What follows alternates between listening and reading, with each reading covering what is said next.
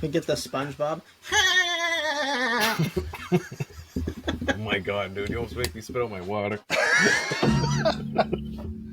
Speaking of which, I might need to get more water. Do I sound nasally?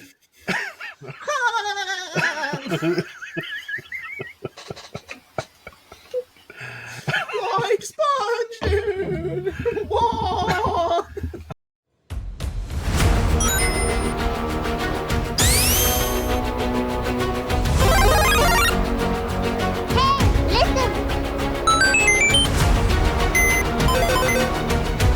Die, monster! You don't belong in this world!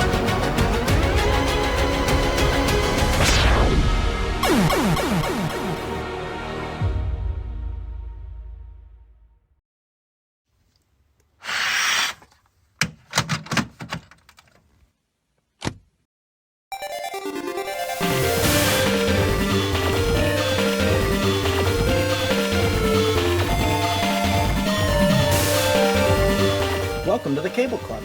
We're a retro video gaming podcast where three guys save the Net Society because all of the grown-ups are completely incompetent. Including we're bad linking- guys. Yeah. That is also true. We're linking up to talk about the games we love. We're your hosts. I'm Steve. I'm Dan. And I'm Don. And this is episode number 14. This week's episode is a Victory Road.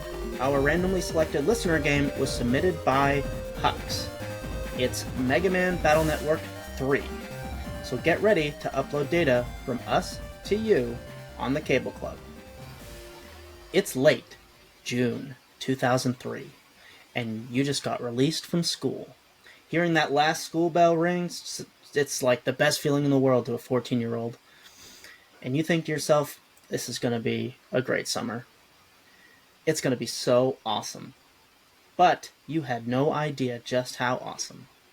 Once you get home, you get a phone call from one of your best friends and one of your best rivals.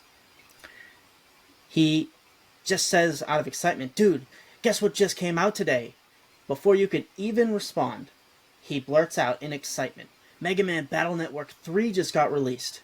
And you can't believe your ears. You get all the money you have, and you get a couple of games to trade in to make up the difference, and you go to that store as fast as you can to buy it. Once you get your copy in hand, you play it all summer with your best friend, each of you honing your skills and testing out all of the chip combinations you can. You can't wait to get back to school again, whether you could believe it or not, because this fall, you're just in for the thrill of deleting all of your other friends' Mega Man. It's a social binder, a test of skill, and a show of dominance. A display of mastery, one would say. The power that you feel, all your hard work paying off every time you successfully defeat an opponent, there's nothing that compares to that thrill, and it'll never get old. One thing that we always love to see on Mega Man Battle Network is the whole Mega Man Battle Network thing is battle routine set, execute. Execute. Battle Network 3. Heck yeah, dude. I'm super excited for this episode. Battle Network 3 is like Yeah. was the peak of Battle Network for me, but I have, in relative to most gamers, an unhealthy addiction to Mega Man Battle Network. I think it's generally regarded as kind of a not great series, and I don't care. It is great. You're here. You're listening to this podcast. You're going to listen to us gush about it. There you go. For sure. But before we get into that, one of the things. Yeah. I'm going to pass it off to Don for announcements.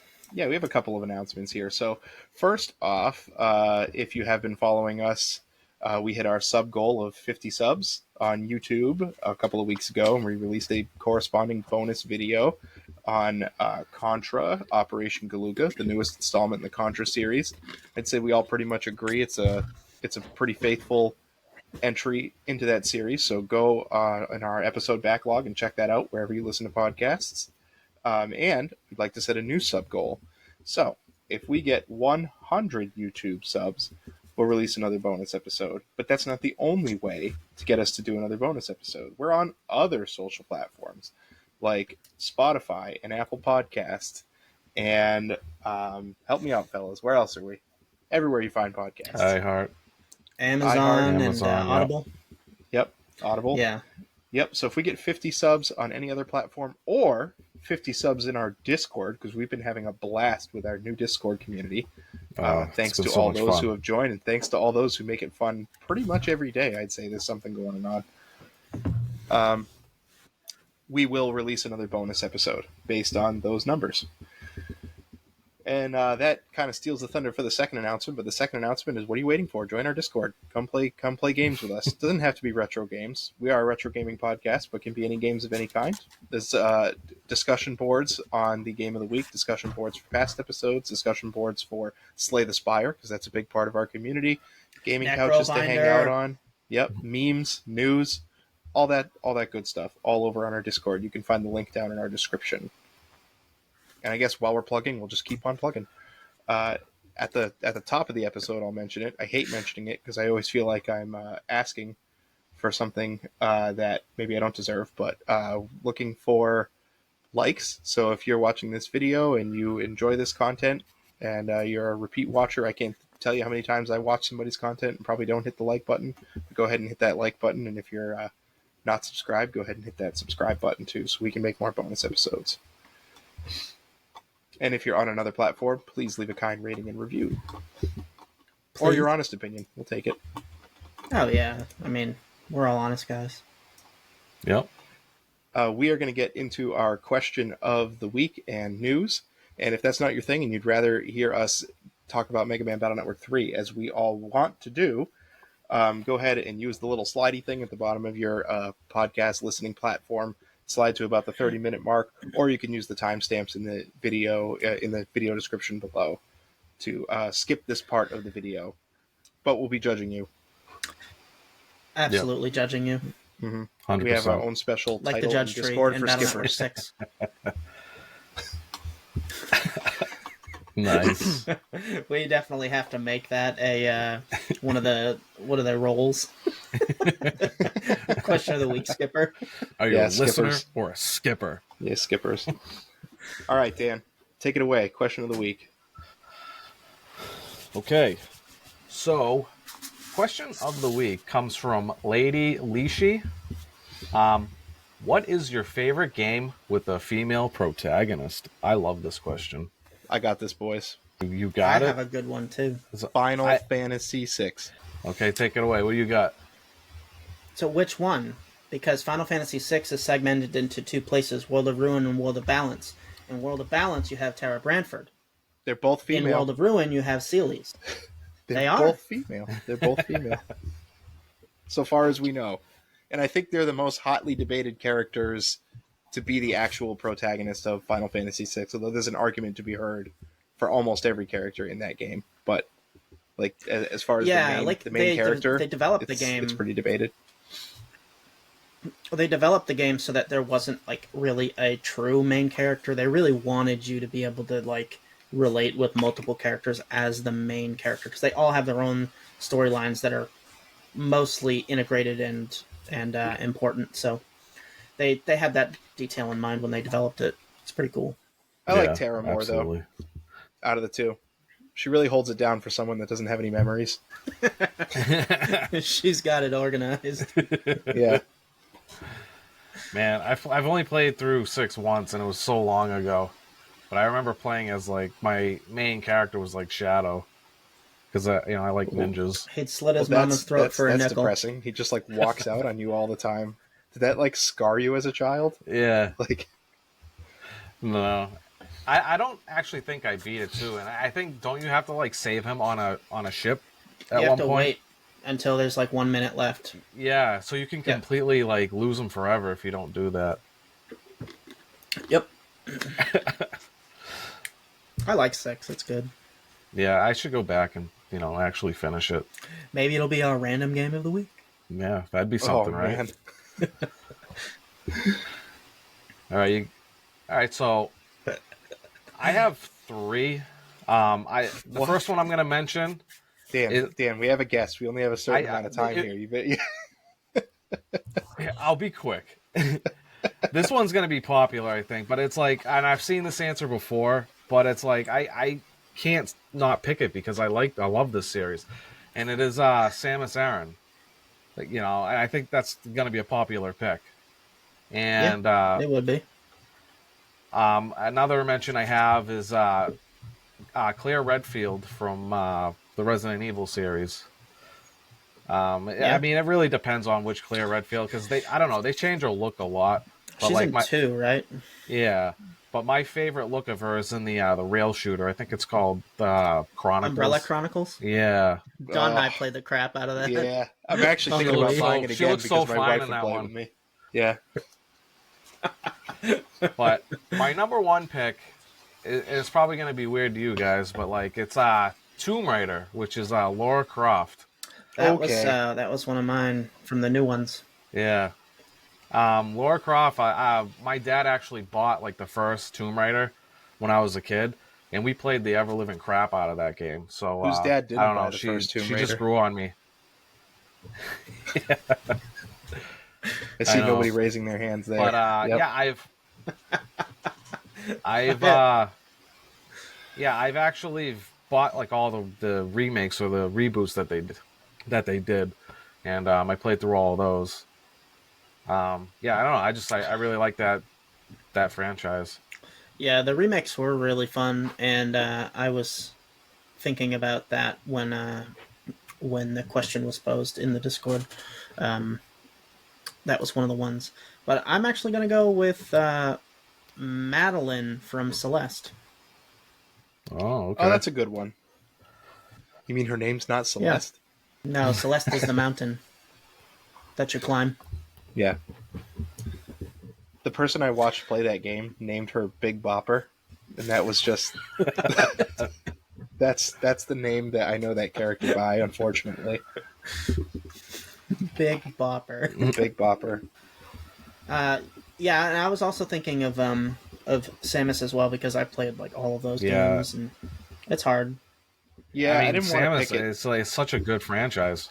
I only Why didn't not? want to pick though? it It's because just like if you love it, it's well, I wanted to bring a little variety to our show, Dan. I didn't want all three of us to show up and be like Samus. yeah. I know, But they have to know that we like Samus. I know a female hero in a game. It's Samus. You mean Metroid? He's a Yeah. pretty cool guy. Yeah, Metroid's awesome. Yeah, Samus is the princess. Doesn't you save, afraid right? of anything. Yeah. All right, So John, we're audience talking about answers. some of the people that wrote in. Yeah. From our community, Windguard says his favorite is Super Metroid. So we would have had 4 people saying Super Metroid if I had brought Good that man. one. But also Good said man. Jill Valentine is probably his favorite female protagonist. Lady Lishi, who posed the good choice. question, mentioned Eternal Darkness, which is a really cool historical adventure game for the GameCube. It's like a adventure, like treasure hunting, puzzler, horror kind of a game. And by the way, that character's name is Alex. Tom wrote Fem Shep from Mass Effect. There are some theories out there that Fem Shep is the true Shep. Actually, it's pretty compelling if canon you ever one, care yeah. to look. Yeah. Fun fact: I don't think I ever even saw Fem Shep until like 10 years later after that game came out. I didn't even know you could make Shepard a female. I was under the impression that that Fem Shep was only in the 3rd one, like when you could choose like female or male. Okay, so I'm not crazy. I only played it once, and I don't remember getting a character select screen. Like Right. back No, in I the first think game. you're right. Right. Although at the time I probably would have picked the guy, but and just not thought about it. Yeah. But yeah. Lysanthia writes Velvet Crow from Tales of Berseria. I gotta admit, the Tales series to me is a little foreign. I don't know if you guys played the Tales titles. Yep. Yeah, I've played a few of them. That's one of the few that I've actually did beat. And yeah, that's a good pick too. A little bit of a darker one, from what Yeah, I I like the Tales understand. games. They're fun. Yeah, well, without going too much into it, it's basically like an innocent girl who basically goes really dark because her brother gets killed or something, and she wants like revenge. So she becomes like this real innocent girl into like this like menace. Well, you know, post-traumatic stress is Yeah. is pretty powerful. And then lastly, Oh man, I should have picked Mega Man X4. Play as Zero.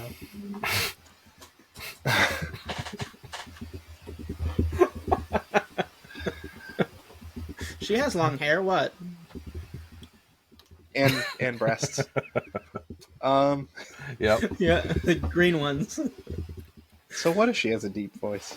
Hux writes, of course, who could forget about Aloy from Horizon Zero Dawn? And how did we not bring up Aloy in this conversation? Because she really is awesome. Why are you calling her Aloy?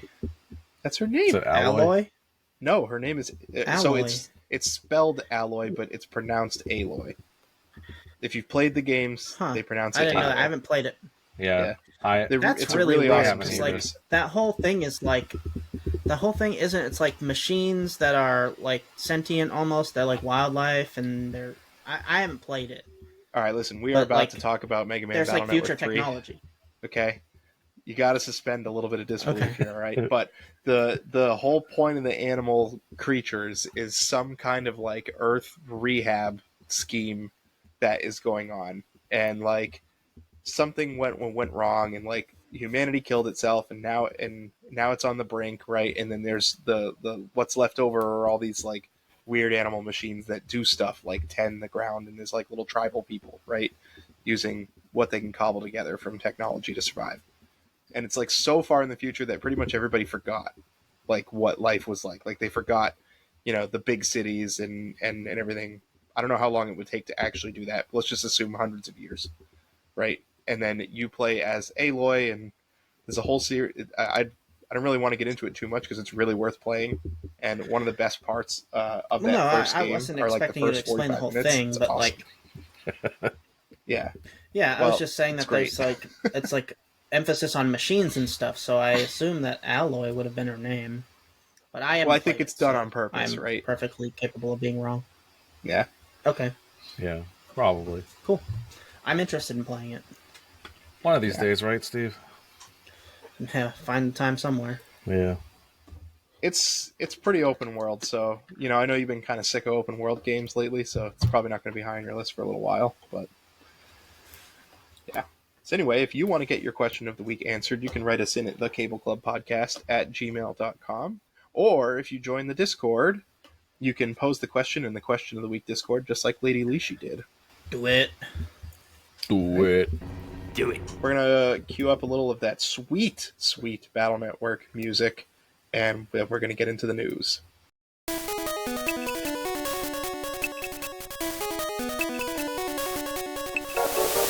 Alright, the news. So I gotta admit, fellas, it's been kind of a slow news cycle. It's just something I say when I don't read, usually, but I have done a lot of reading this week, just nothing really all that interesting. So let's talk about business and stocks. Particularly how Microsoft Gaming Division, Xbox Gaming Division is doing. It saw a 51% increased revenue over last year that they attribute to the purchase of Activision Blizzard. So how do we feel about Blizzard games? Are they safe again? I don't know. I mean, isn't like Activision Blizzard like more like on the Call of Duty side of things? I mean, I know it's like a Activision is. popular series, but like I mean like StarCraft, as a whole. Hearthstone, Warcraft, like that. Oh, mean that. okay. Activision stuff. That stuff's garbage. But the Blizzard side, But that might attribute to the 51% though. like Diablo. I To be heard fair, I Diablo think- 4 sucks. Yeah, I don't know. I was on a boycott. I know, when but it, I want when to it, when it StarCraft launched. 3. StarCraft 3. I'm gonna say that like maybe this is a hot take, maybe not. But Blizzard is just not near as good as it was back in like the early 2000s, in the 90s too, where you had like StarCraft and stuff like that. Like StarCraft 1 was amazing, and even StarCraft 2 was good. Well, I had a lot of fun with Heroes of the Storm. Heroes of the Storm was good too. Like especially Overwatch 2. I've heard a lot of flack for that. I've heard a lot of flack from Diablo 4. Even Diablo 3, like I heard like in the beginning was not that great, but they made it good like eventually. They got crazy But, microtransaction E. Yeah. I think like they were like the pioneers of it, or like one of the first pioneers of it when with World of Warcraft, when they started adding like mounts that you could buy from their like eShop, and it just took off from there. Now everyone's Yeah. doing it. As far as the question, are Blizzard games safe again? I'm gonna say no. Same. I'm kind of out now. I'm kind of just out. Yeah, I kind of feel They the need to same. listen to their player base more. Yeah. My Hearthstone addiction has passed. The next bit of news is the Super Mario Maker 1 servers shut down with the Wii U online servers on April 8th. I bring that up because, No. I'm not really a member of the Super Mario Maker community, but I do definitely dabble in watching it every now and again, and I feel like it's a big Nintendo community. And, Yeah, Nintendo does give up on its online services quickly, kind of, because it was only like 10 years, and there doesn't seem to be any clear plans for a Super Mario Maker 3. So, like, how long is Super Mario Maker 2 going to be out there? I know we're not in Switch 2 territory yet, but, yeah. It's kind of spitballing. Yeah, Well, I mean, like we were talking about, hopefully they share the network between the two, right? Like keeping the eShop, keeping that network going, and their online service just kind of integrated in. So if they do that, then it should give Mario Maker 2 more longevity. right. And Mario Maker 2 is like a strict upgrade from the first one. So it's like there's really no reason to play the first one over the second one. So I would hope, like, if they never made a third one, that they would just get rid of that eventually, because that, like, to me, that's crazy. Because, like Dawn said, that there's a community for that. Watch out, So, Dan. like, You're going to anger the I'm hoping Mario with Maker the- fans. With Switch Listen, 2, they you don't better have make to- a Mario Maker 3 if they plan on ditching 2. Like, you Well, just can't here's abolish the difference. The difference is that the Wii U didn't require a fee for their online service. But the Switch does. As long as people are going to pay, they'll probably keep those servers up. that. Yeah. So Who knows? Maybe Switch, that whole system will just get integrated into Switch 2. Like, they'll both Right. share it, maybe. Oh. yeah, that's possible too. I'm just saying that that the Wii U network is not like nobody's buying Wii U's like from Yeah. Nintendo, Right. so they're not going to keep the service up if it's not paid. Yeah. Time marches on, don't we know it?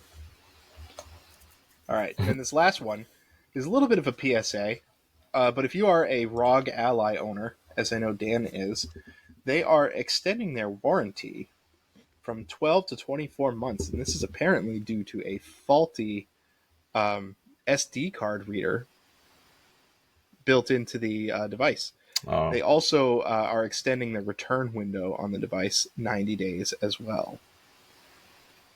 So, not sure exactly I've the red heard tape about on this that. problem. Yeah.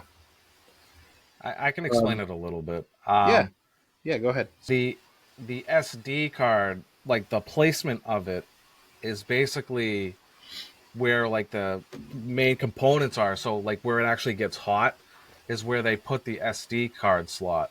So what's happening is a lot of the SD cards are burning up and are practically becoming unusable.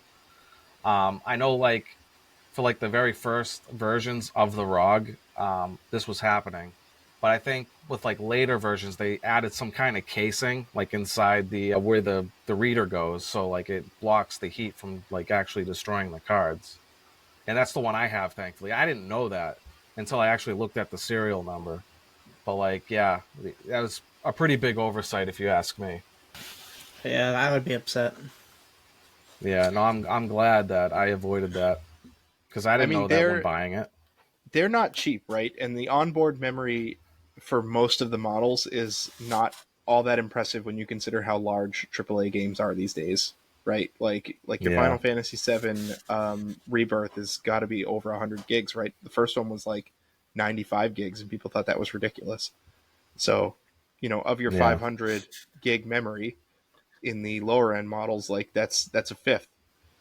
You know what's crazy is like the Tell me Mortal what's Kombat crazy, Dan. 1 game that just came out is that's 135 gigs for a fighting game. No. Really? It is, dude. Yeah. Like the Mortal Kombat games are massive, or like they're Holy huge. cow. I don't know why, but like even Mortal Kombat, what was it, 11? Yeah, the last one that before Mortal Kombat 1, that's like 110 gigs. After like Because the fatalities. maybe I don't I couldn't tell you what it is, but They're not using data compression. the games are massive.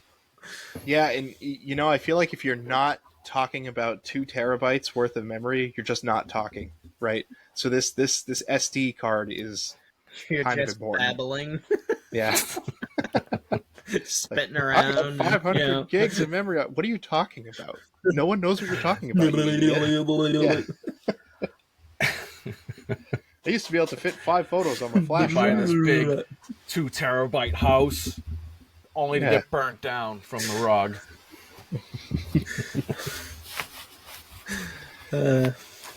Remember that USB plug-in flash drives? I have 2 gigs. That was big back then. Like, holy PS2 crap. memory cards, 512 megabytes. Oh man. So we'll also leave some links in our description to some of these news sources if you want to take a look for yourself, do a little bit of extra digging if that's your jam. But we're going to get into our game of the week because we're so excited. And also, we are going to be bringing on our very first guest, a really good friend of ours, and a supporter of the show. a big supporter of the show. After we listen to more of that sweet Battle Network 3 music.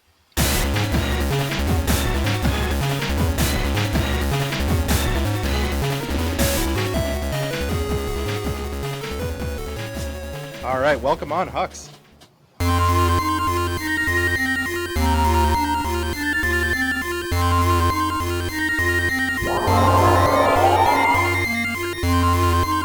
Hey. Welcome. Woo. Super glad to be here. Really excited. Love this game and I love you guys. Let's do it. So as We love you mentioned too. right before We this love everybody segment, that's on Discord. yeah, Hux is a longtime friend of ours, but also from our Discord community, and I'd say one of our biggest supporters throughout this process of this podcast. So we're glad to have Absolutely. you He on, gave me Hux. and $5. Size thank is you for all everything. that. Yeah, it is in this case. So I thought we would start off with a little overview of Mega Man Battle Network 3. Hux, describe in your best words Mega Man Battle Network 3 and why you picked it. Okay. In my best words. So if I could describe Mega Man Battle Network 3 for someone who's never played it before, but has played other popular, famous retro games, I would say take Mega Man and add to it Pokemon and Final Fantasy, and just for some good measure, throw in there Magic the Gathering. And then you're starting to get close to Mega Man Battle Network. It's got your collecting aspects like Pokemon. It's got RPG elements. It's got action. Like the battle system is somehow both turn-based strategy and also real-time strategy. It's tremendous.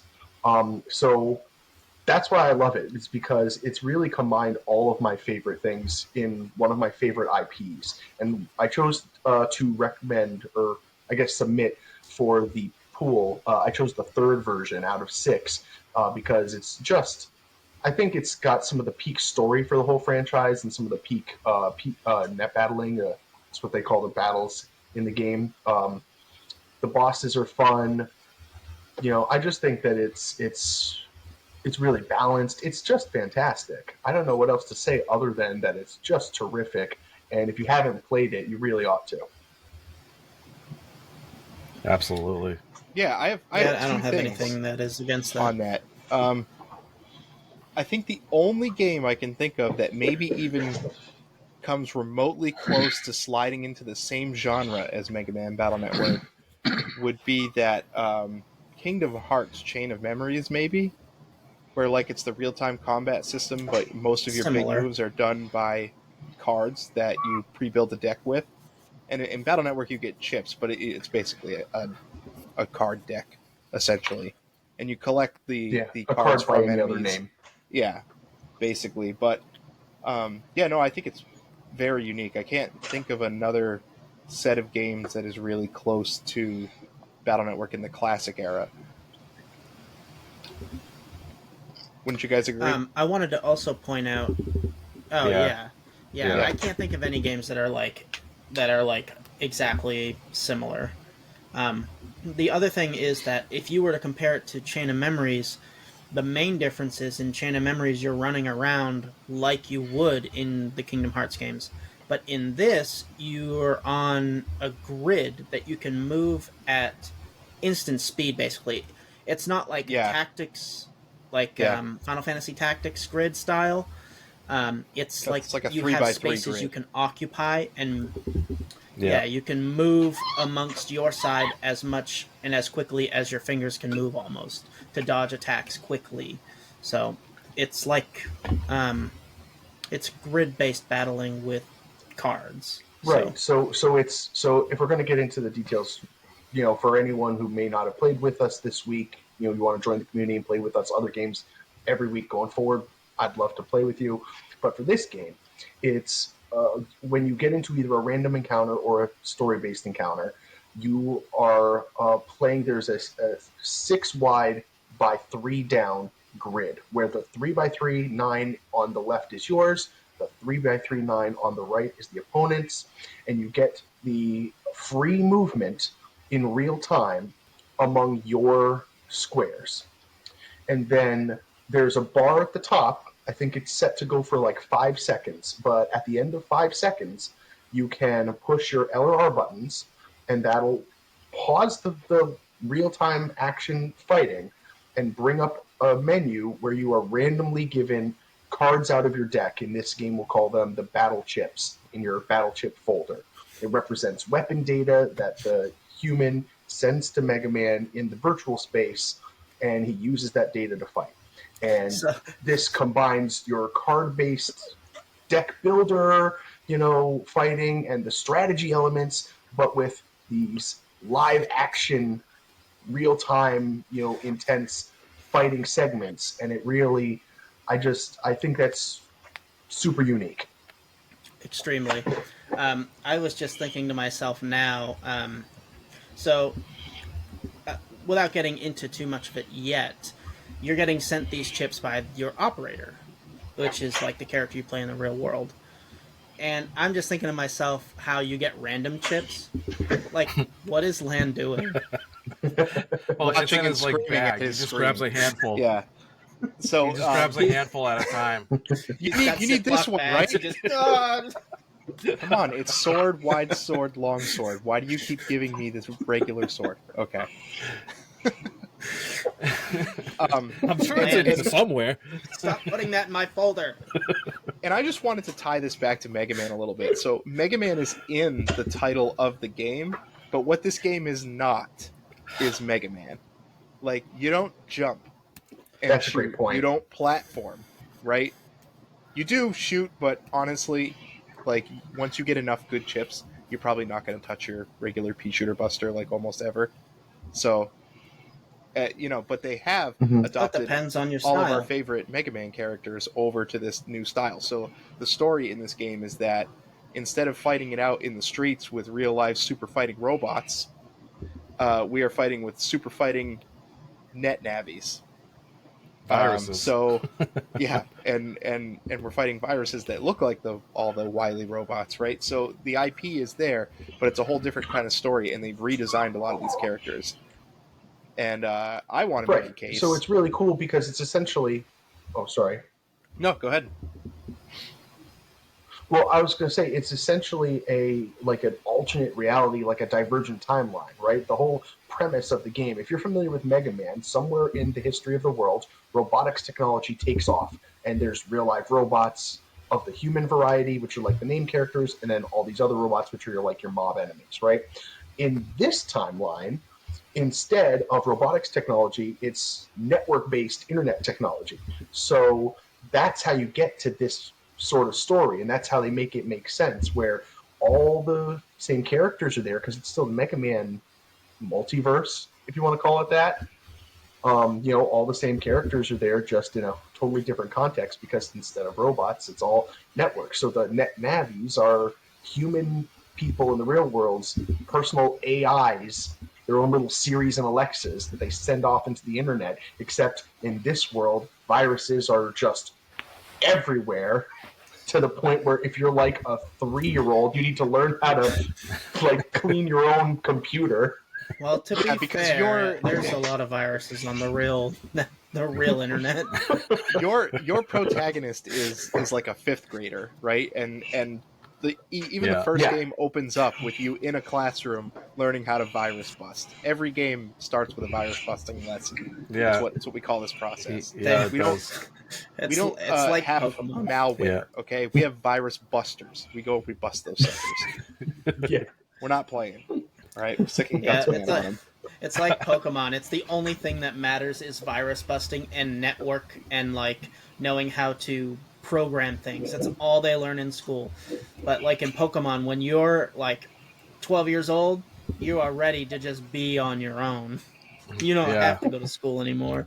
And like, I don't know if wild. Just from going through a life of having everything be online has like atrophied all the adults or something, but like you gotta suspend a lot of disbelief when you play this story, because like there's one point where Lan is facing off against one of the bad guys, like in person, and he throws his so the net navis are stored on these like tablets called PETs. I think they're roughly the size of a tablet. When you say they're definitely bigger than a cell phone, right? Yeah, they're like big. They're big phones. Yeah, like joystick or something. Maybe they're like it's Nintendo the size of a Pokedex. It's a Switch. Yeah.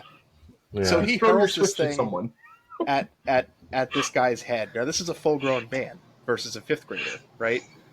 And that lets you like rescue your friend, right? And then you face off against him in a net battle. Now he's like a net criminal. He's like a mafia guy, and he doesn't just punch you in the face. He sits there and gives you his link cable, and you take it and plug it into your thing, and you battle it out. And then he loses, and he's like, "Oh, I guess I just give up." Like, oh shucks, man! And you got me. It's not like Pokemon, right? No, it's worse than that. Nukes on your hip, in the form of creatures that you train to kill. Like, they're just digital net navis. Like, if your character was getting punched out, Mega Man wouldn't be able to stop it.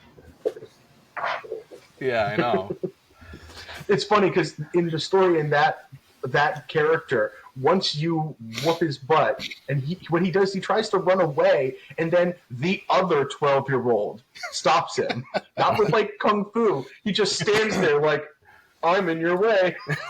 Well, to be fair, in that game you can't walk through people. Yeah, no, they are hard game areas. physics. Yeah. There it is. Yeah. And so, He's like, well, today I'm cosplaying as a security code. You can't pass unless you have the key. So your character has Mega Man, and that's a special version of these net navis, and I think most people just have like the generic, iNet Navi 12 that they picked up at the store and are on a payment plan for, which are essentially No wonder useless. They couldn't win the N1. Yeah. But like your dad invented Nintendo, so you have all the coolest gadgets, including your Mega Man net navi, and some of your friends have customized net navis too. It just seems to be like, depending on who you are, kind of thing. And all the old Mega Man bosses have been adapted to fit this net navi motif. Yep. And actually, I wanted to play a little game Robot with you guys. Masters? Robot Lords? Yeah, Robot Masters. Masters? Yeah. Yeah.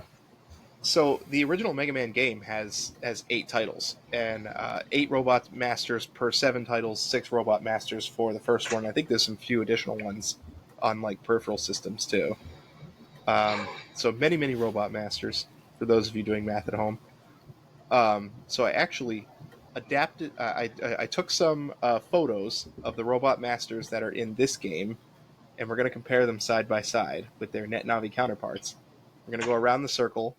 I want Nice. you guys to tell me which design you like better and give like 1 or 2 quick sentences as to why. All right. So we are going to start with Steve. Steve, which of these 2 designs do you like more and why?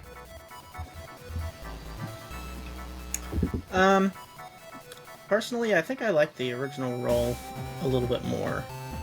The Net Navi roll is cool, but it's a little bit, I don't know, it feels like Power Ranger-y almost, which is cool, but I just feel like roll fits better in the traditional, little girl outfit. I think it's just more fun. I expect Steve to go full traditional this whole ride through, guys. Just saying. All right, Dan. Here you go. Proto Man. This is a good one. I mean, this is kind of a hard choice, but because the OG Proto Man's awesome, but I'm actually gonna go with the Navi version because it just, to me, it's basically Zero in Battle Network. He's got the hair, he's got the sword, and I absolutely adore Zero in the Mega Man X series. Not to knock Proto Man though, because he's up there too, but he just ekes out for me. Yeah, see, not to step on your toes or anything, but you're wrong because he doesn't look like Proto Man at all. He's so wrong. Yeah, I like his stupid He's got little sunglasses. I don't like his little finger Okay, glove. the spike on his head. The spike on his head matches the spike on original Proto Man's helmet, and they have the same glasses sort of thing. But normal Proto Man didn't use swords. There's no yellow bandana. He looks like Zero, and they just named him Proto Man. He No, has he's a not Proto shield Man. though. I mean, he has a shield. You can't see it, but he does use it in net battles. He does use the shield. he Yeah, does, but he does original have a Proto Man shield. doesn't have a sword. OG Proto Man. OG Proto Man. All right, Hux. Proto Man's one of my favorites. Ooh. Plant Man. Yeah, no, I think I like. Yeah, I think I like Net Navi Plant Man more than Good answer. Yeah, Yeah, I original think it's Plant Man. no contest here. Yeah. Who's You ever saw those seen a clips flower? You saw those clips I sent, right? Yeah, the Plant Man folder in the game is pretty freaking powerful. Yeah, and I can't wait to discuss a little bit about the PvP, but you can get really nutty with the chip combinations that you have. Steve, this one's for you. I lined this one up on purpose. I want you to know. Oh, did you? Yep, Metal Man. I do like Metal Man's cool razor blades in his Net Navi form. But the original Metal Man, he looks like the Shredder. It's so cool. I love original Metal Man. I think Steve's right. Yeah, I actually Not to mention grappled with his this one. superpower. Yeah. His superpower is broken in that game too. The Net Navi Metal Man looks better in the pixel design. I think he just looks more menacing and bigger. But when you draw him out like this, yeah, no, something about it just doesn't work. So yeah, I'm in classic Metal Man camp. Okay, let me ask you a question. So, Net Navi Metal Man, they added gears to the motif, whereas the classic is just razor blades. So, did adding gears add or detract from the character? Well, the stage, Metal Man's stage, has tons of gears in it. His ability is Megaman also 2. called the Metal Gear, right? Okay. I think so. I think it is a gear. It's not a metal blade. I don't think it's metal blade. I think it's metal gear. I think I'm gonna chalk it up to a translation issue.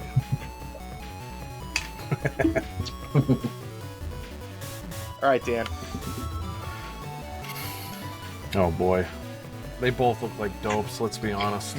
I thought for sure that I'm I gonna- would never pick the Net Navi Guts Man, but now I'm not sure. I'm gonna go with the OG one on this one. OG Guts Man I on mean, this one, huh? I don't know. It's just, yeah. I mean, like I said, they're both. I mean, he's a stupid character. Like, let's be honest. Like, he's just a dope. Like, even like on the Net Navi side, Dex is not that bright either. Like, Oh, he means intelligence. Yeah. He's a dumb character. well, he just is. Like, It, but I'm just gonna go with the OG one because I think it slightly just looks better. Like, Yeah, I don't know. he's Like safe. He's got a hard hat. I don't know. I don't like the extra long arms on the Net Navi version. I think Net Navi Gutsman skipped leg day. Look at that. He feels like he skipped it. Yeah. Yeah. He's got like duck feet. He's got duck feet. I don't know. His arms are disproportionate to his body. Like, He's like an ARMS character. Yeah. OG all the way. All right, Hux, this one's for you. I'll be really disappointed if you don't pick the one that I think you should pick. Oh, geez, I don't know, man. So I spent a lot of time with Flashman this last week playing the game. I basically made a Flashman folder, had an Elect custom style or Elect team style, where I got to play lots of Flashman chips. It was like integral to my experience. So I don't know if that's gonna, color my decision here. Classic Flashman does look really cool. Like, I like the big buster. Don't But forget I his think theme I'm going. either. I think I'm going with Net Navi Flashman. Final answer. Net Navi Correct Flashman. answer. Correct answer. No. You are a millionaire. No, it's not. No, it's Nah. not. What are you talking about? Look at OG him. Flashman's so awesome. He's not as awesome as Net Navi Flashman. Look at Net Navi Flashman. Look at how awesome he is. He would dunk on original Flashman. With that orb too. Absolutely. Yeah, I just think he looks like so the classic Flashman. He's just a lot more bulky. Like Net Navi Flashman is like way more. Like Flashman, like the Johnny Ives designed for Apple Studios, made in California Flashman. I think original Flashman is like a cooler looking Mega Man. Yeah, I mean, Yeah, too, it's and his I know turn, we're going based off of appearances too, but I can't help it. When I think of Flashman, I also think of his theme too. So like that wins points for me as well. I mean, Oh, the we'll get to Flashman. music. Yeah, well, music. That's the whole thing. I picked this one for Steve because I don't even think Steve could pick this original design. Flame Man. Oof. Definitely not. Net Navi Flame Man's much cooler. Yeah. It's not even close. Enough Yeah. said. Want to talk about getting dunked on? Yeah. Next. Why did you pick this? All right, Dan. Oh, another lame one. I guess that's just how it is. I guess. Obviously, I'm gonna pick the OG. Like, look at the Net Navi one. Like, it looks like a bath toy. Like, I would agree. like a kid would be playing with it in a bath. I'm not picking that one. And What's wrong with his feet? which one? It's just the way The he Net is. Navi one. What's wrong with his feet? It's just how he is. Like, look at the flippers on the real one versus those feet. He's got weird feet. Well, he doesn't And he's swim. also a He's a huge net coward too. Yeah. I like his color scheme more though. Blue and yellow looks cooler than green and yellow here. Yeah. Bubble OG Man still, in the though. original game, Oh, like definitely. the pixel art looks like he has a little mustache, and I'm kind of disappointed to find out he doesn't. So, I think more Robot Masters should have mustaches. I am upset. And that finally, you're this giving last Hux one is the for next Hux. one. Oh boy. Let's see. That's not Yeah. even close. Yeah, it's not close at all. You don't think so? You don't think? I think it's closer than you guys think. I think we No. all agree on this one. I hope. No, Or this is going to be a very short Yeah. guess. I say. No, it's definitely Net Navi. It's definitely Easy, Net yeah. Navi. Yeah. Yeah, Easily. definitely. But okay, if you took the cape off of the Net Navi one and put it on the Robot Master one, how actually close are they? They're very close. Like wish I in had- appearance. I'm not I a wish huge I had the fan of Photoshop skills to do Base's that right now. original head. Yeah.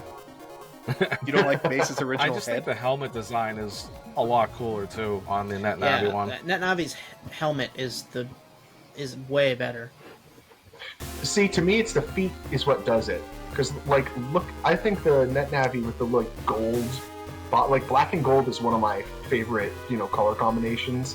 and the original has all this extra white and gray and stuff, and the Navi one has these really cool gold boots, which really matters because in the game, most of the time, his body's covered by the cape. You can't really see his face, you can't really see his body. All you get are like big fin ears and big gold boots. I also want to point out that the Navi's boots, they are designed like insulators that you would see above a power pole. Yeah, I actually had that same hold thought. the wires. Not even an electric. Because he's too powerful.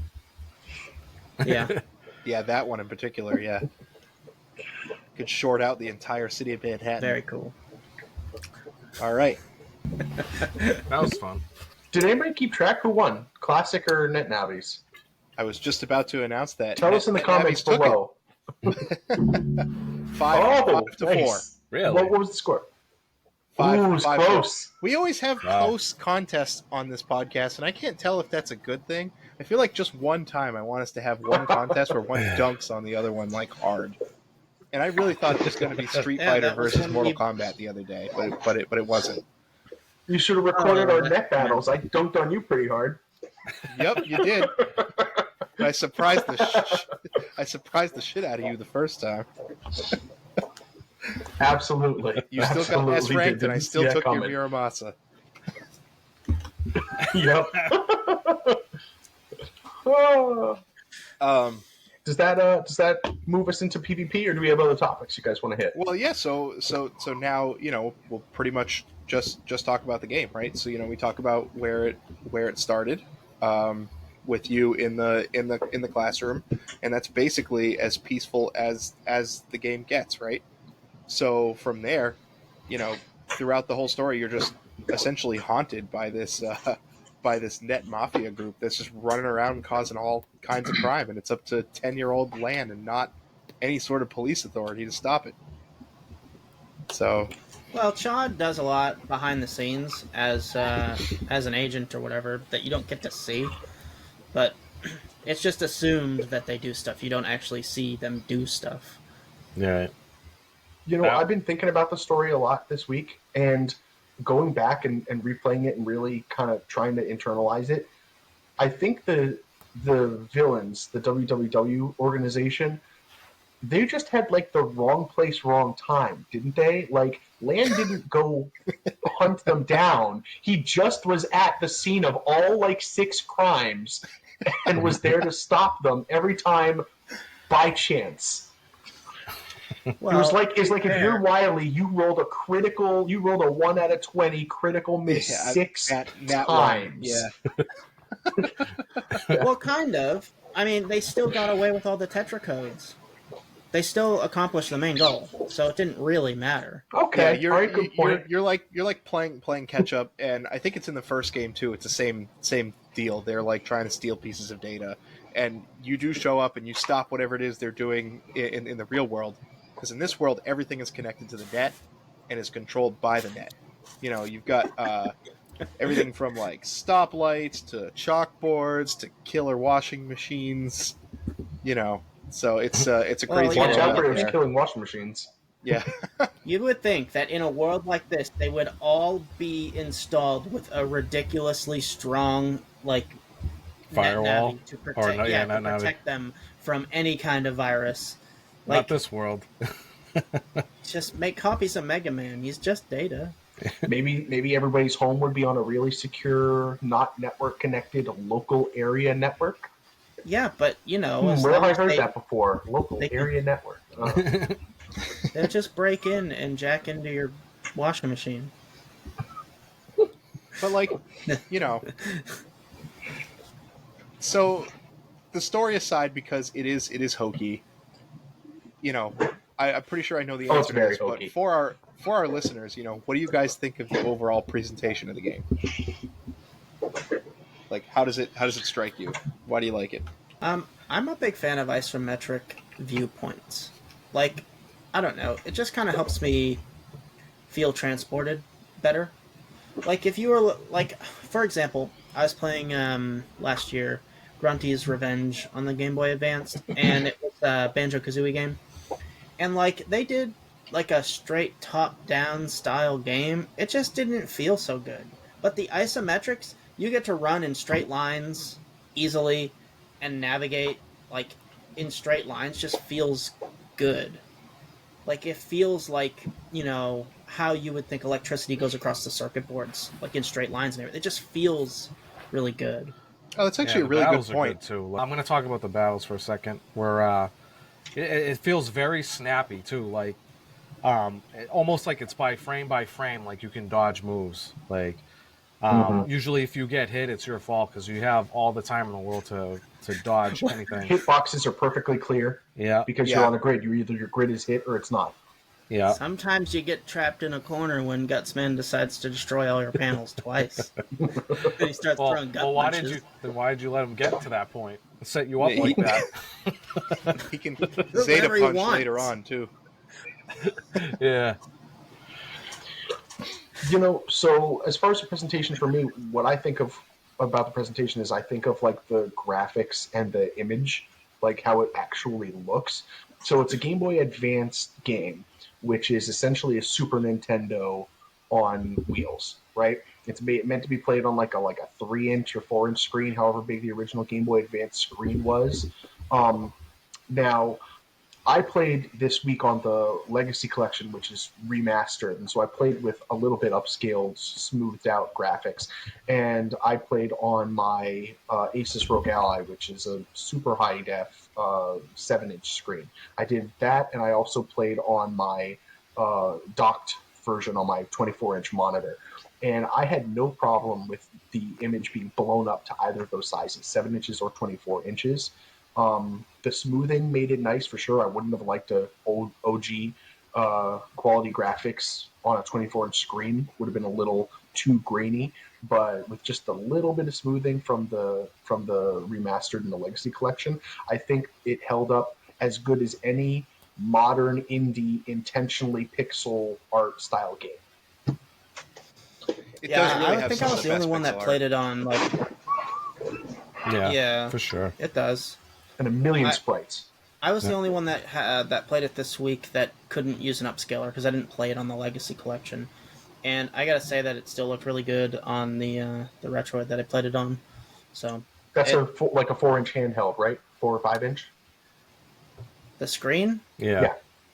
I think it's probably about a 3-inch corner to corner, Okay, maybe so it's three and a half. pretty close to an original Game Boy, like as it was originally intended. Yeah.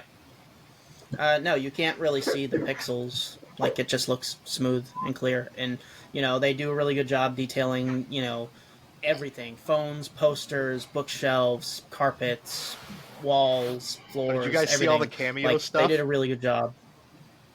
Oh yeah. Yeah. Yeah. Yeah.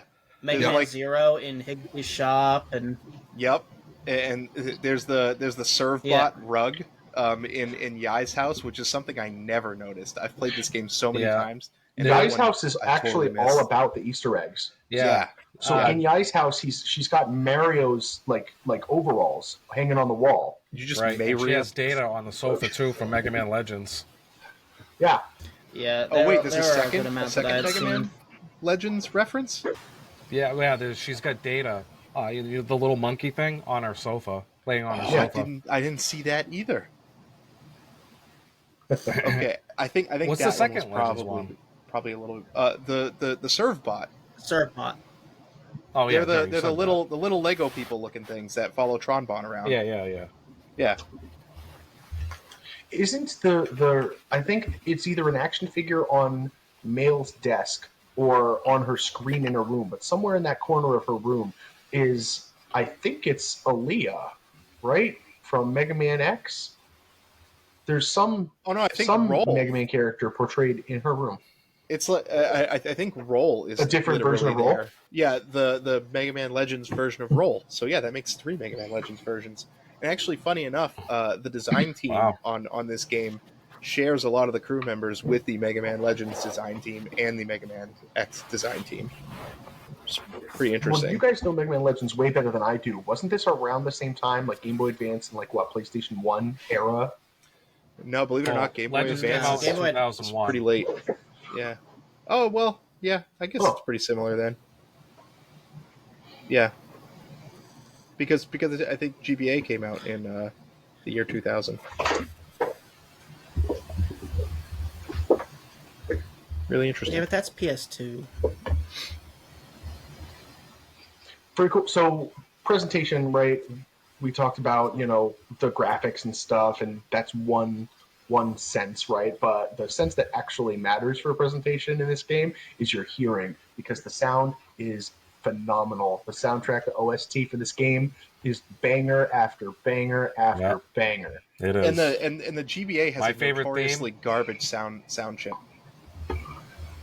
Yeah. Yeah. No, they did a good job with the songs in this game. I absolutely love the. I think it's the N1 theme when you're battling in the tournament. Yes. I Yeah. absolutely love that theme. Yeah. It's also the And it PvP goes up. theme. There's a part a little bit in. Yeah. Yep. Yeah. Yeah, so I, it has an I, updated version of the yeah. original theme, which is terrific. I love the N1 theme. I also think the boss music is really good. Um, I don't know. I could go on and on. I have some other thoughts, but I want to hear what Steve has to say. So a lot of the tracks are extremely well done, and I do enjoy most of them. But unfortunately for me, there are certain tracks in this game that are on such short loops and are very annoying. Um, Overall, the music's wonderful. However, I do have some issue tracks. But they can't all be bangers. Right. I actually don't think Mega Man Battle Network 3 has the best regular battle theme either. I think that for Which me is Mega Man Battle Network 2. That one's so good. Yeah, they all have good battle music though. Yeah. I've never played a Battle Network game where I was like, man, this regular battle music is not feeling it. But Don's right when it comes to limitations of the Game Boy Advance. I don't know how closely you guys have listened to it, and I might talk to Steve about this. But to me, I didn't notice, except for a couple of very notable exceptions, some of the two of the slower songs, there were not really a lot of held out notes. What the music is made up of is lots and lots of very active, moving bass lines and melodies, and then arpeggios giving you the chords. So there's just a lot of movement, and it does a really good job of giving you this, helping set up the sense of techno future, sci-fi, internet culture that they want you to have in this world. And it gives a lot of movement that helps drive the gameplay forward. It makes you want to go explore, do things, get into fights. Yeah, Did a lot. everything it really pushes you.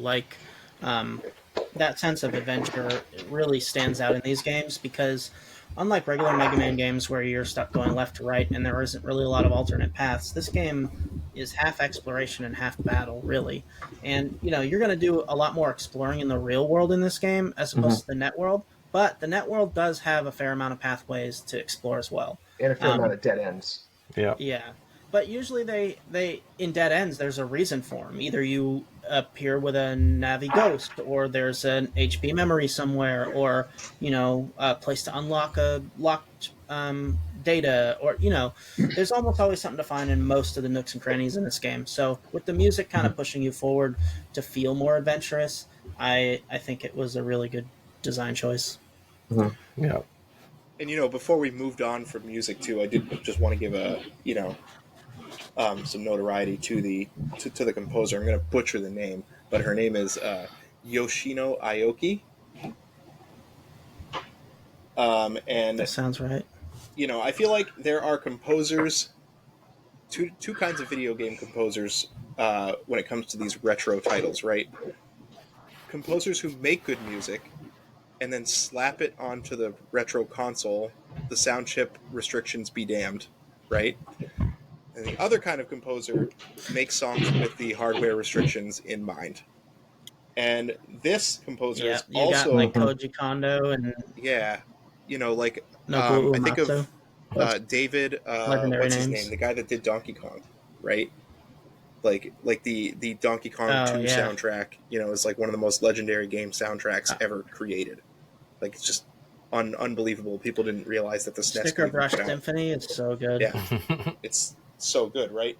But this same composer is responsible for the music in Mega Man X3, in Breath of Fire 3, Breath of Fire 4. She also did the tracks in Battle Network 2. And in Battle Network 6. Nice. I love this series enough to have played most of the games. I did notice while playing through Mega Man Battle Network 6 that I liked the music more than I did in 4 and 5, just subliminally before I knew this. So it's kind of funny that works out. Makes sense. I just want to give kudos for a second. Imagine this, 5-year span coming out with that much good music. That's crazy. Yeah. To not run dry in that short amount of time. And to make them all feel distinct, not to reuse musical ideas too much. Yeah, that's pretty wild. Yeah, she even has some Final Fantasy in her discology. She's legendary. Really? I'm surprised I've never heard of this person before. Which Super one? Smash Bros. Ultimate also. She's done some of the arrangements in that. It's probably a Mega Man track. Crazy. Yeah, maybe it's probably recycled. a Mega Man track. It's great. Which Final Fantasies are on her list? Final Fantasy Does it say? Record Keeper and Final Fantasy 15. Oh, really? Okay. Yep. 15 actually had some good battle themes. Final Fantasy never disappoints in that department. Never. Yeah. For sure. Except the Kingdom of Sandoria. No, I was just going to close up with the music does really make me feel transported. So if you want to move on, that's great. I was just closing out. Yeah. I just wanted to, comment on the depth of this game. So you have your story mode. I'd say that probably takes, I don't know, what do you guys think? Maybe if you were playing through this game for the first time, maybe 11 to 12 hours, 15? probably. Yeah, 15 Yeah. hours. I was going to say 15. Oh, no. I read all of the dialogue, and I'm an experienced net battler, and my time was 32 hours. Really? But I read all of the dialogue. I didn't skip anything. I skipped a lot of dialogue, but I did a lot of grinding for chips and money and stuff. I wanted as much of the HP as possible before I got to the final boss. My playtime this week was 30, maybe 25, 30 hours. Yeah, if this is your first time, I think it's going to be a 40-hour adventure. I think I had 35 when I clocked in too. When I beat it. Wow. Okay. So that's maybe the story. Maybe it is. But you can slug. So once you've beaten the story, your continue Hundreds. save file will have this little star next to it, and there's 6 more big overarching objectives that you can do that can get you more stars to complete your save file. And doing this is an act that will take you I don't know, gotta be between 80 and 100 hours by the time you're done with it. The depth you get out of this little tiny Game Boy cartridge is insane. Yeah, I feel think of it like trainer cards. You could easily triple your playtime trying to get all the stars easily. I think you guys are really underestimating, even by saying triple, even by saying 60 or 80 hours. I'm trying to 100% Spider-Man for PS4 right now, and I'm already with all the DLCs and everything. I'm not finished yet, even, and I'm at 350 gameplay hours. I'm thinking of the time it would take to do all of the collecting, all of the combos, which are program advances in game terminology for non-game people without experience. We just call them combos. Collecting every chip, fighting every boss. I forget what all the stars are. There's so many. 7 of these things you can do. So one is for all the mega chips. One is for all standard chips. Mm-hmm. One is for... Which, by the way, so there's 80 mega chips and 200 standard chips. Yeah. One is for beating the strongest base. That's 4 right there. Which is the most powerful boss. One's for doing all the program advances. Program advances, yep. Combos. Beating all the Omega Navis. Yep. And there's one more. I don't know what it is. Giga chips? I don't know if Giga Chips counts as a star. But anyway, it's a lot. And there's so many secret bosses. Think about what all it is, right? So there's that big base. There's Serenade at the end, and you got to jump through all these hoops to get to these things. And like each of the bosses you fight along the way, you can optionally go back and fight multiple iterations of them, and even super bosses of their own, because they all get what they call omega forms, right? So when you fight them in the story, they're like Yeah. their version 1 forms, their V.1 forms, right? And then you fight them later on, and then you'll fight their V.2 forms, and then you'll find them again, and they'll be their V.3. And then Omega is like this overarching level that you fight these Navis at, and they'll have like thousands of HP, and they'll deal tons of damage, and they'll be quicker. Like the game has a bunch of ways that it tweaks the difficulty on you, and like it's just so insane to me like how hard this game can get for just this little Game Boy cartridge. Because that fight with Serenade is not easy if you Yeah. don't know what you're doing. No. Like, Yeah. Especially, So there's tons and tons of time you can play to get all those. I'm just thinking how long it might take to collect all the normal chips and all the So- like think of the mega chips. You have to find all of those deleted like bosses, the robot masters that you have to refight. They're not in a location. They're in a location once the first time, but then after that you have to get them in random encounters, and then you have to beat them multiple times at different skill levels in order to get their chips. It's not a short amount of time. no. Oh, I think yeah, if there's it's the like whole your skill first tree. time going through the game. Yeah, if it's your first time Yeah. going through the game, I think it would take you hundreds of hours to 7-star it. But for me, this isn't my first rodeo, so I still only have 1 star, but I got like It's at least his third. I have like 190 standard chips. I'm like on the cusp for like a lot of these stars, and I'm only like 60 hours in. So like, if you like I'm saying, like if you know what you're doing, it'll probably Well, it'll get you like 90 hours. But if you're like you have to equate it to like the difference between your high school kid brain Right. and now your extremely advanced adult brain that compartmentalizes and organizes things much better than it used to through experience. And now it's like you plan your routes better, you just organize better. At least I do. Well, that's what I was saying. Is like, if your first time playing it, like Huck said, it would probably take you easily hundreds and hundreds of hours. There's so much content in this little cartridge. It's crazy. oh, that what Steve said too, like the way I played Battle Network as a kid is I like heavily prioritized. So like when you build your folder, there are certain restrictions, right? So like we mentioned mega chips and we mentioned giga chips, and they're restricted. So like if you're following this conversation, like those scale in power. Like mega chips are more powerful than your standard chips, and giga chips are on the top of the pyramid, right? So you can only put a certain amount of those in your folder, and then you have to use like the regular, less powerful standard chips. But the chips are so varied in what they do, and I think when I was a kid, I stuck to just chips that were more linear in how they functioned. Things like the wide sword that hit 3 panels, and like the step sword and stuff like that. But now, as an adult, Number go like up. yeah, so like I'm fine with running a folder that has multiple like codes that doesn't let me pick five chips every time, as long as they're powerful and they have varied patterns. And just the amount of fights that I run into that I can end in less than 2 seconds is totally insane. Like I was not that way when I was a kid. Like just with Yeah, pretty much yeah. every folder that I build, and like the way You want a wide compartmentalize your array hand. of attack patterns because Yeah. because like the viruses that they send at you have all different combinations of positionals, and like you just the more ways you have to attack, the more efficient you can Right. be. And I had like zero synergy as a kid with like my deck or like my battle chips. You would just pick whatever you saw that looked good, and you would just stuff it in there. And just I go want beat your my friends sword. up with it. Yeah, no.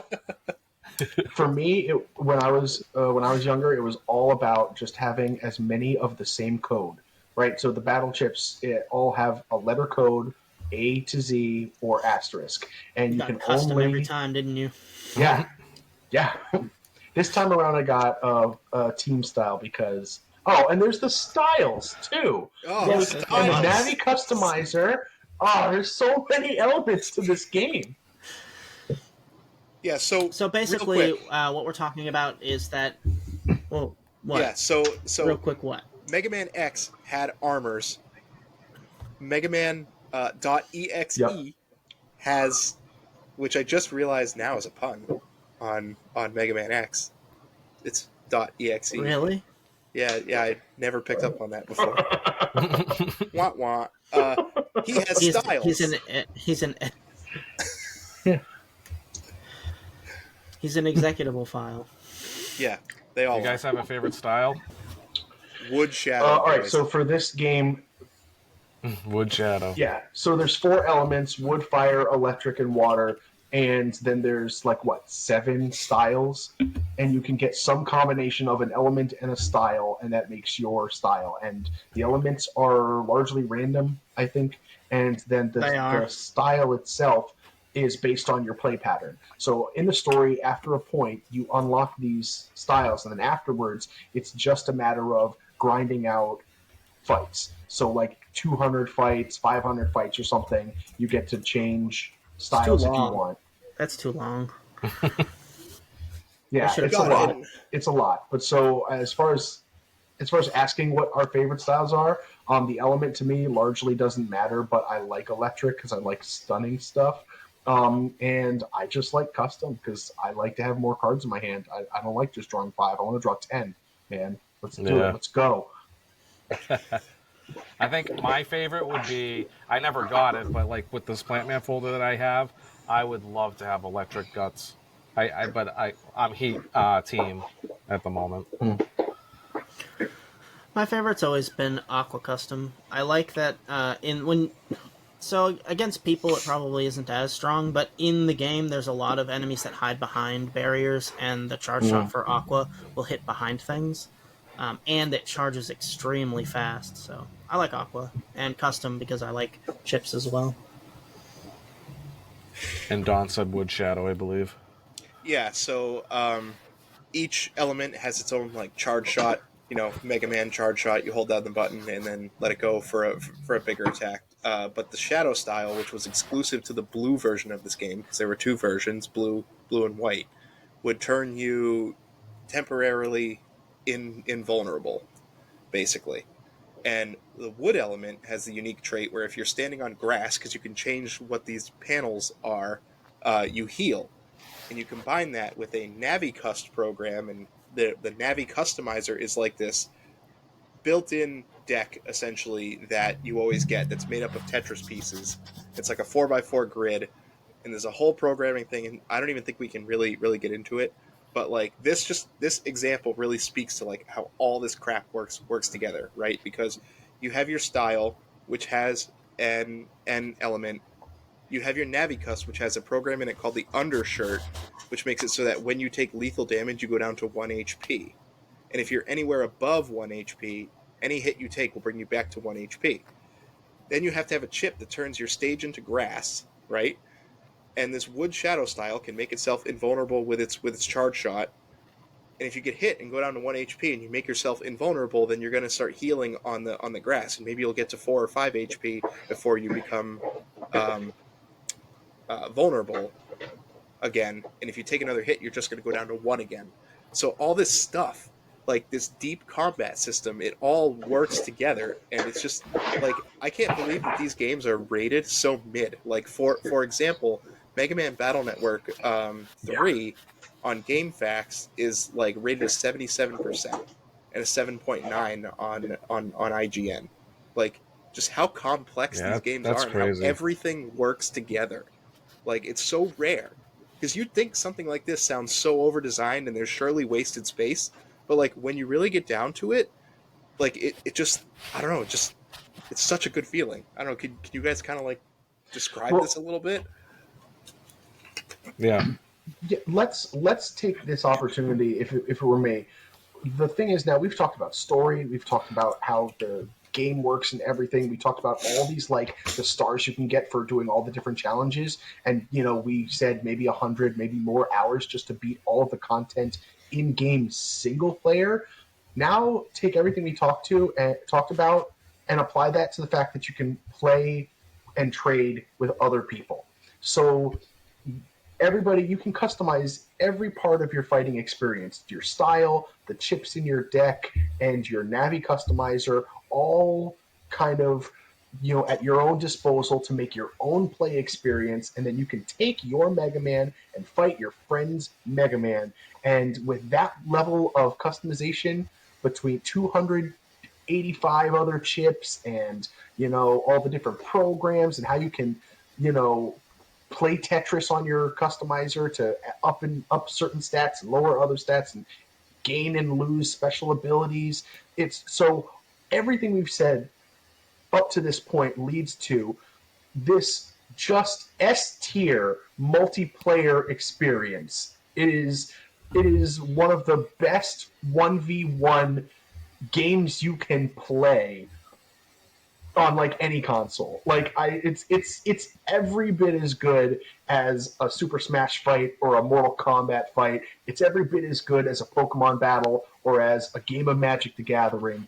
It's so much customization, and that's where the real hours spent in this game happens. If you spend 150 hours getting 7 stars, then you're going to spend another 150 hours playing with your friends on the bus or at the lunch table, or at recess. Yeah, that really, drives it home because, like, I remember playing this as a kid and easily spending over 100 hours just trying to, like, counter people's, like, folders and stuff. And we were doing that back and forth. Like, say Don would have, like, this, best folder and everyone was trying to beat it. His invincible grass style, right? Yeah. All about. So, then we start figuring out ways to beat the grass, right? And then there'd be a new King of the Hill, and then we would try to dethrone that King of the Hill. We just kept going back and forth like that. It was such a good time. And we did that for years. Yeah. Yeah. Yeah, it was like one of our staples. For us, it was all about Smash Brothers and Battle Network. Mm-hmm. That's what we played, and the feeling of overcoming one of your rivals in this game, especially because it's so skill intensive and there's so many back and forths, right? Like, you could almost have somebody and then they could just grab that victory, slips right out your hands. It's fast paced, it's fun, and you can just do it for hours. You can have like 2 folders, so I think in this one you can only have 1 style selection though. That's right. Yeah. So there's still an active scene for like the PvP side of it. If you look on the internet, you can find some discords. Well, that leads to the game got revitalized a year ago when the Legacy Collection came out, and now they made net battling on the actual internet instead of in person with a link cable. Yeah. Hey, there's nothing wrong with the cable club. Yeah, you take I want to say that when you say how much time we spent playing this game, I think I was thinking to myself, it's better than Pokemon, but I'm thinking at the time, Game Boy Advance, so we're in the 3rd generation of Pokemon, which is widely considered one of the worst generations of Pokemon. So I don't know if, Battle Network necessarily, like, if someone could make an argument why a better Pokemon game would have as good or better of a PvP than Battle Network. But for my money, I'd still probably pick Battle Network. That's it. We're changing the Cable Club podcast name to the Battle Network.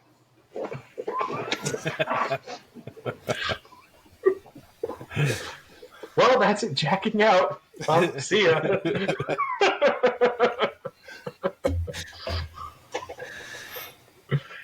Yeah, I mean, as far as that goes, I really wish that, with the new Battle Network Legacy collections, I'd really, really, really would like them to revisit the series now.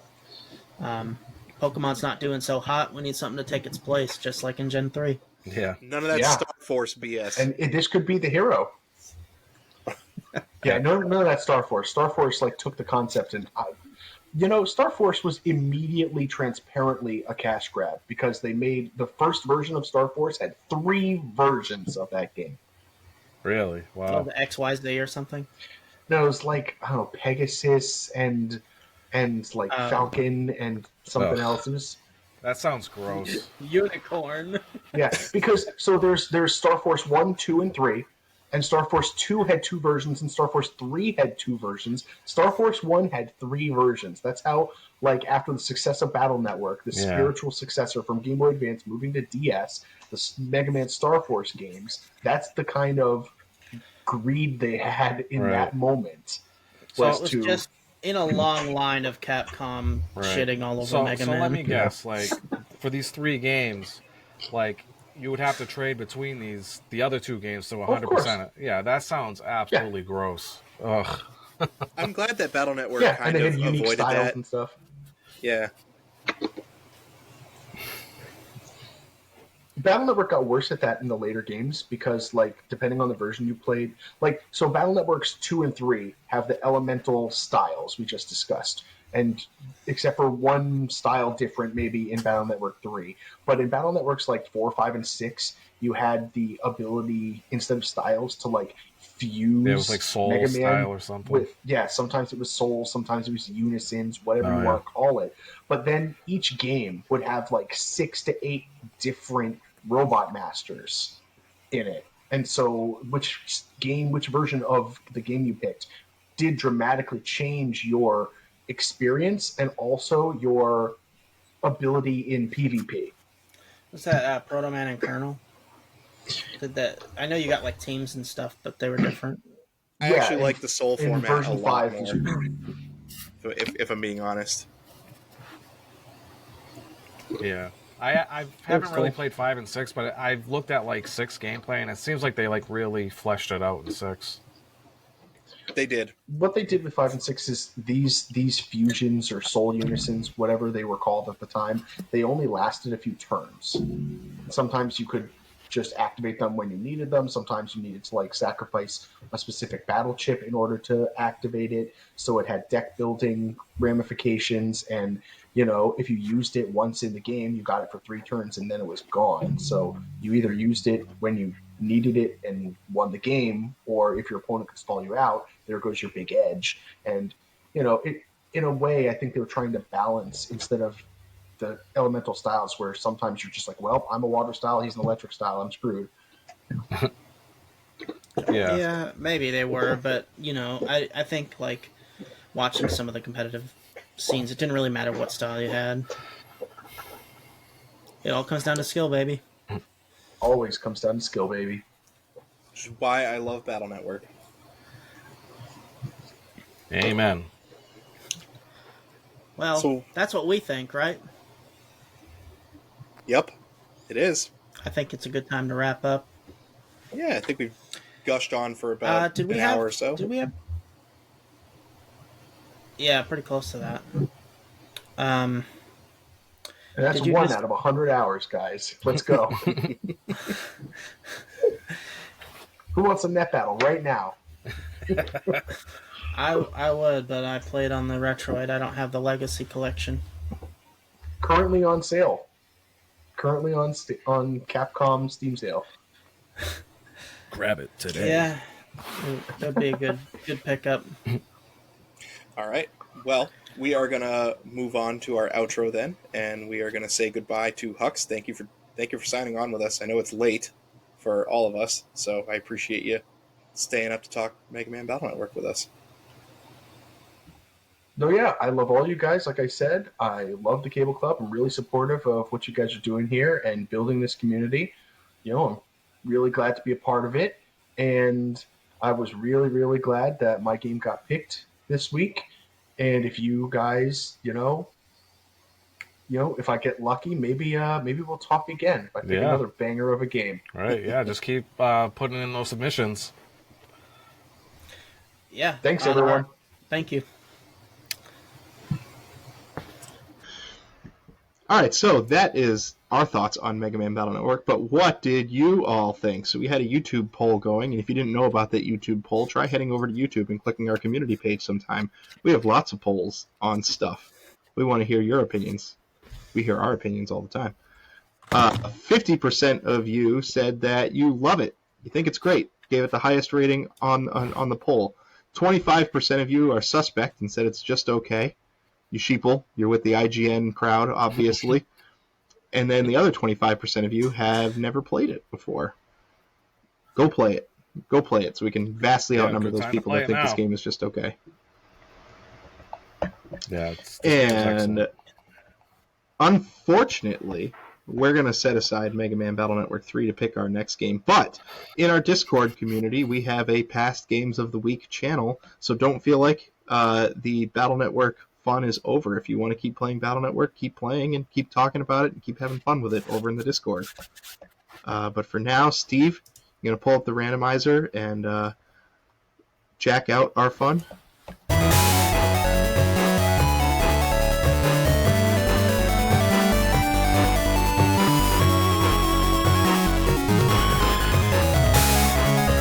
Steve, jack out and randomize us a new game. Alright, we are going to randomize, and our random encounter will be now. Alright, Lay it on me. we are getting an NES game from 1988. Ooh. It is a 2D platformer that we have all played before. Really? Yep. Super Mario I Brothers? think the people that made it are Tecmo. That should give it away. Tecmo. Oh, I make a feel. Alright, boys. Give us one more hint.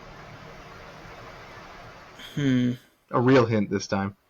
There are 3 of them on the NES. And your character's name is Ryu.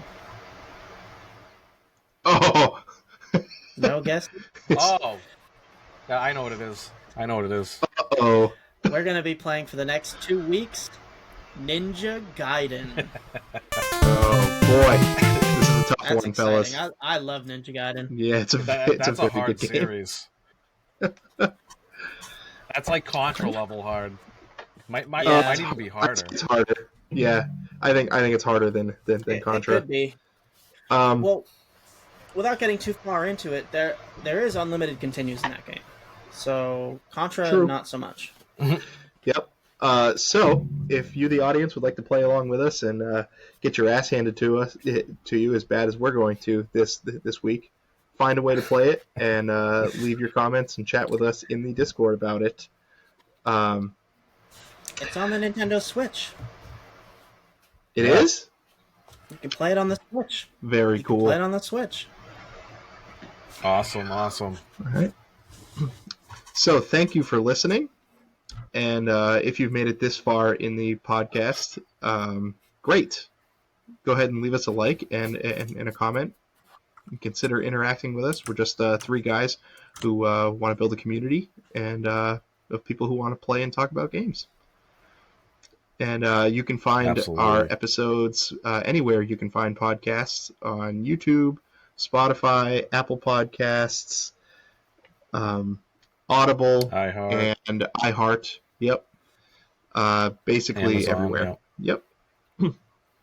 And keep an eye out on that community page. And yeah, I think that's all I had. Do you guys have anything else?